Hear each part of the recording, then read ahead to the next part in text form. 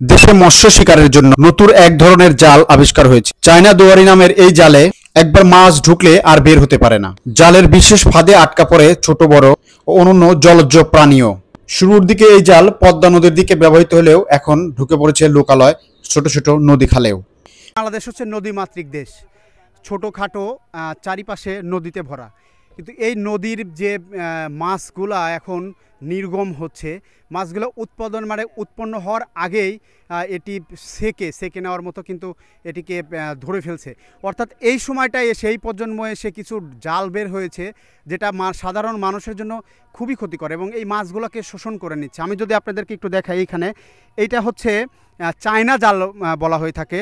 এই চায়না জালের প্রভাবে এখন বাংলাদেশের যে নদীগুলো আছে, চায়না জালের প্রভাবে ছোট থেকে বড় থেকে শুরু করে ছোট সব ধরনের মাছ নিধন হচ্ছে এই জালে। দর্শক, এই জালের প্রভাবে কিন্তু নদীতে যে মাছ উৎপাদন হবে, অর্থাৎ নদীতে মাছ ছোট থেকে বড় হওয়ার যে সম্ভাবনা, সেই সম্ভাবনাগুলোও কিন্তু থাকছে না। কারণ এই জাল যখন পাতা হয়, আমরা দেখেছি এবং আপনাদেরকে দেখাবো, জানতে পেরেছি এই জাল পাতার সঙ্গে সঙ্গে নদীতে যত প্রকারের মাছ আছে এটা কেমিক্যালের মতো কাজ করে। এটা নদীর যত মাছ আছে সবই এই জালের মধ্যে আটকে যায়। তো এই সমাজে যে মানুষ এই মাছ উৎপাদন করবে এবং নদীমাতৃক যে কৃত্রিম যে মাছগুলো হয়ে থাকে, সেই মাছগুলো কিন্তু ধ্বংস হচ্ছে এই জালের জন্য।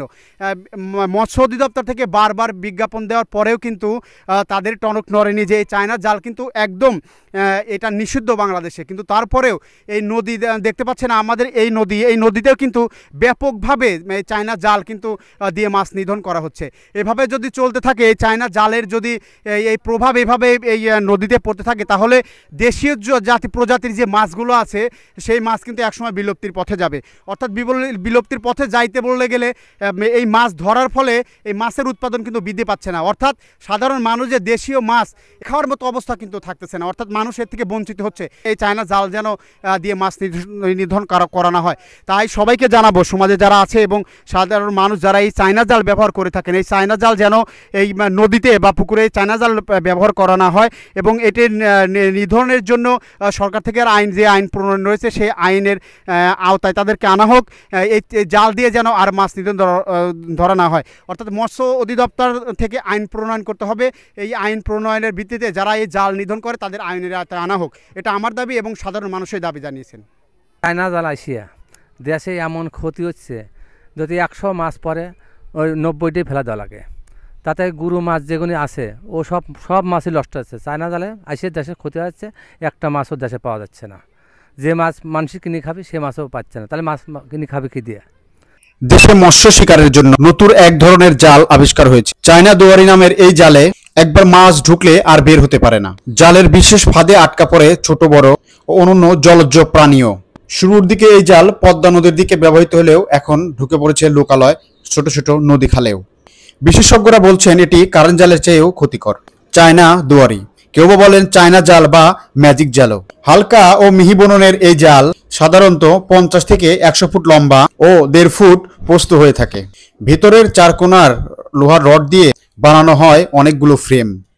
প্রতিটি ফ্রেমেই থাকে বিশেষ কায়দার ফাঁদ, অনেকটা বাঁশের তৈরি যে দুয়ারি বা আমরা যে গ্রামে বলে থাকি বাসুন বা দুয়ার, সেই রকম আকৃতির। এটা সাধারণত এক ধরনের মাছ ধরার ফাঁদ।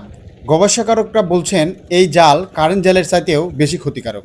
তবে সব ধরনের মাছ ধরাতে দিন দিন জেলেদের কাছে এই জালের চাহিদা বাড়ছে। নদীর কোন গভীর অংশে পাতা হয় এই জাল। ছোট ফাঁস বিশিষ্ট এই জালে মাছ সহ জলজ প্রাণী যা থাকে জীবিত সবই ঢুকে পড়েন এই ফাঁদে।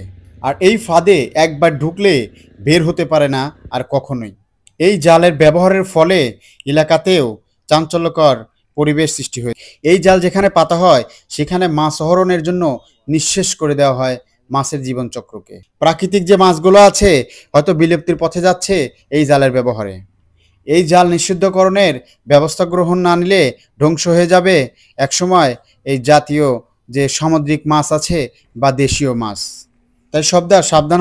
এখন যদি সতর্ক না হওয়া যায় তাহলে এই জালের প্রভাবে নদীতে যা মাছ আছে দেশীয় মাছ থেকে শুরু করে সামুদ্রিক সব ধরনের মাছ বিলুপ্তির পথে যাবে। গ্রাম থেকে শুরু করে নদীমাতৃক দেশে এই কারেন্ট জালের ব্যবহার দিন দিন বেড়েই চলেছে। আপনারা এই মুহূর্তে দেখতে পাচ্ছেন সামুদ্রিক যে মাছগুলা বা দেশি প্রজাতির মাছগুলা নদীতে যা আছে সবই কিন্তু আটকা পড়ছে এই জালের ফাঁদে।